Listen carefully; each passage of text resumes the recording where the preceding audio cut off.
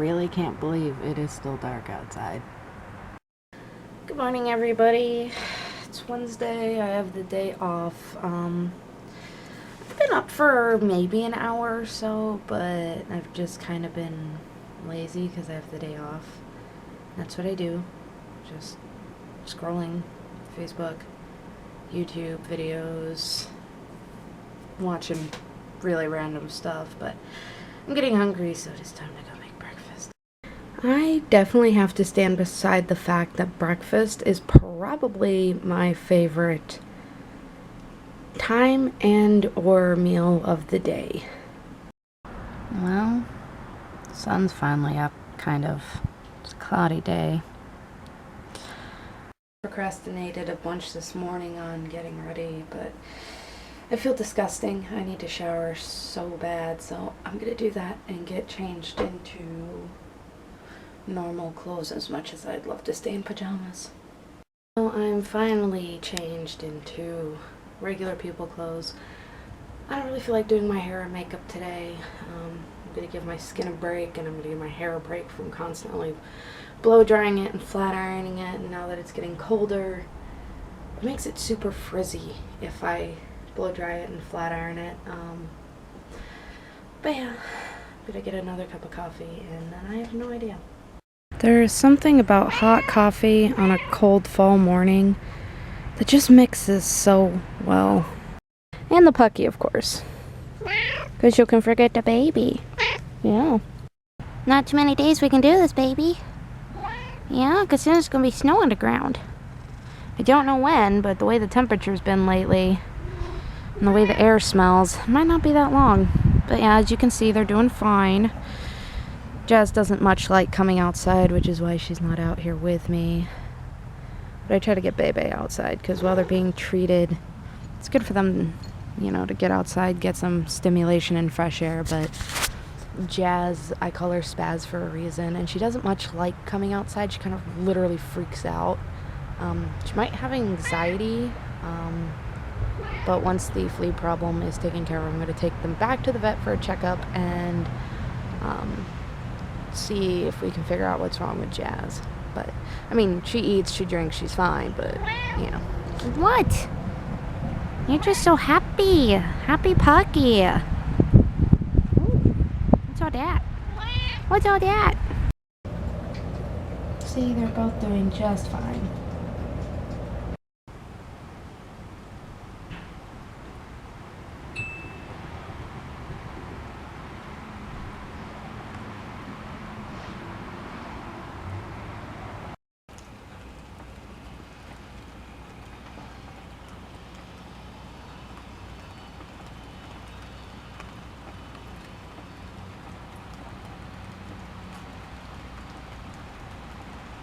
So, yeah, I just finished watching all of season 6 of The Walking Dead and saw the first episode of season 7, and, who died and, how that whole thing went. I'm shocked, and spoiler alert in case you haven't watched it. Pretty sure everybody has, though, but just in case you haven't, I'm about to tell you who dies. So yeah, skip ahead, or just stop watching. But yeah, I knew that Glenn was probably gonna die, because he died in the comic books, and so I knew that they were gonna stick to the comics to a point, and I also knew that he was moving, the actor, Steven, was going to move on to other things, and so I'm not surprised they decided to stick to the comic and kill him off. So my reaction to it, I'm as a fan of this show, I'm really sad because he's been there since season 1. He was a character that grew on me pretty quickly. So when he died, I was expecting it, but I was still very sad. I was kind of hoping that they'd shake it up a little bit and they wouldn't do it. Abraham, I was not expecting him to die. I'm not surprised, though, but I'm sad, kind of. more shocked that he died. I didn't think that they were going to kill him off, honestly. But yeah, I was shocked that they killed Abraham, and then I expected it, and I kind of knew it was going to happen, but I was still sad that they killed Glenn. And everybody's acting was like on par, and it was awesome. What I don't understand is seeing all the comments on like videos of this, how people say they're going to stop watching the show, and the show effed up, and you know, all this other stuff. And it's like, well, if you're a fan of The Walking Dead as a whole and not just a specific actor, why are you going to quit the show? If you're like quit watching it, if you're the fan of The Walking Dead as a whole, you should continue watching it and see, you know, what twists and turns and the other things that they're going to pull out. It is going to be really weird and sad to see what happens from here and the show going on without Glenn and Abraham, because they were really good actors and very good characters. And it at first, my brain couldn't come to terms with the fact that they're no longer going to be on the show and that they're gone, they're dead, they're done, that's it. Like, nobody takes a bat to the head like that and pretty much gets their brain turned into mashed potatoes and, you know, magically reappear in the show later. It's not going to happen. So that sucks, and I am sad that those two characters are gone, because Abraham was starting to grow on me.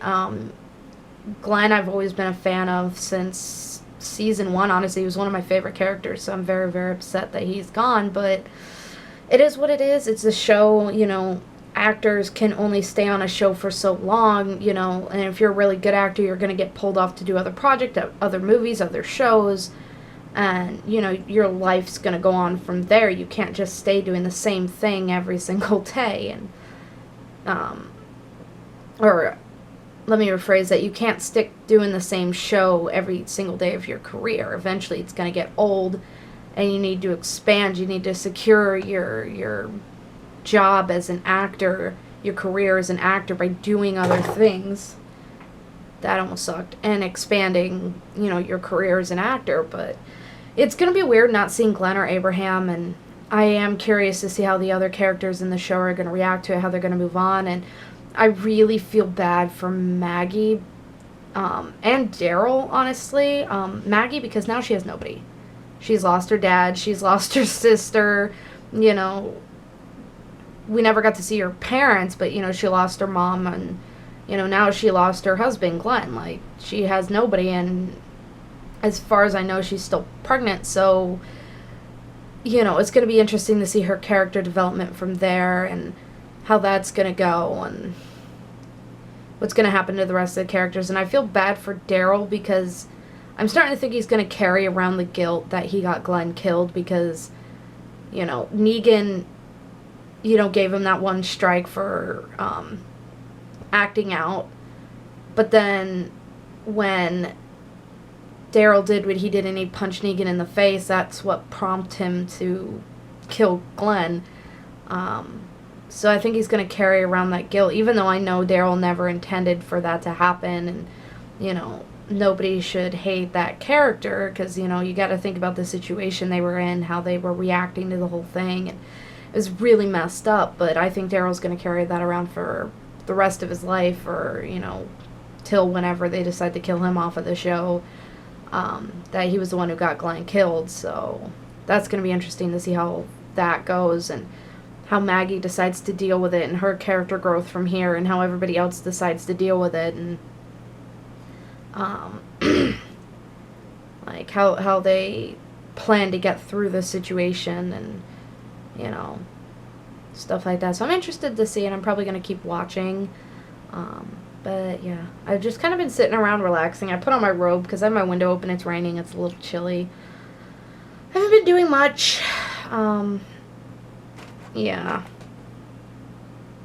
It's kind of what I did. Caught up on The Walking Dead. Ate food. Took my shower for the day, obviously. I've been sitting around and relaxing. So I got my tea. I'm drinking the chai spice. It smells amazing. And it's really good on these, like, rainy, cold autumn days. I was just thinking while I was downstairs getting my tea, boy, I wish I was able to go to the gym. I know I've mentioned it before and it may seem like I'm just talking it up, but the gym used to be a really big part of my life before I started vlogging again, and especially before I met Nick. It was a great way to pass the time. I was out in public, I was around other people, I was doing something productive, doing something to better myself, improving my health. It was the ultimate form of decompression for me because I could take whatever anger or depression or anxiety I had, or just if I needed time to think or work through something, I went to the gym, and that's what I did for an hour and a half, 2 hours. And you know, when I have days off like this, it would be the perfect chance for me to go to the gym and at least say I was able to do something today, but I can't because my account's still frozen, and I kind of feel stupid for freezing it because I didn't know it'd be frozen this long, but I kind of needed to because I wasn't going, and yet I was paying for it for a couple months and not going, so it was probably a good idea that I froze it. And now that my schedule's right at work and I actually have the free time after work, and you know, depending on what days off I have during the week, I have no excuses not to. And I wasn't really making the excuse before not to go to the gym. I literally couldn't really make it work. Like, I was trying to make it work, but I was like 24/7 nonstop exhausted. Because I would make myself wake up around 3:30, catch the 4:15 bus, get downtown around, or not downtown, but down to where I needed to be around 5. I would meet up with my friend Peter, and then we would walk to the gym. So we'd get there probably 5:45, and then we'd start working out and probably be done working out around 7:45, 8 o'clock. Usually maybe 8 or 8:30 on a really, really good day. And then I would go and do an 8, 9, 10 hour shift and then have to wait for the bus and go home. And by the end of the day, I would just crash. There would be no time for vlogging. I would just crash and I would fall asleep and have to do it all, do it again the next day. And, it was working. I was in great shape, but I didn't have any free time and I was constantly exhausted. But days like this, I definitely wish I could go to the gym, because then I would actually feel productive and not lazy and sluggish and like I'm wasting my time. But I know during the week I appreciate days like this where I can actually have the choice to sit around and not do anything. I mean, I could clean the house technically, but the house actually isn't that dirty. My room isn't dirty because I kind of just keep up with it little by little every day. But I feel like I need to do something so I don't feel like I'm doing nothing and being completely unproductive. But I honestly have no freaking clue what to do. Excuse me. Well, Nick came over. We practiced driving. I practiced parallel parking a few times. And yeah, tomorrow's the day that I either get my license or I have to wait. So we'll see. I hope everything goes well. Me and Nick did spend time with each other a little bit afterwards. Mostly just here cuddling, talking, him trying to make me feel better about tomorrow because I am really nervous because I gotta go to work.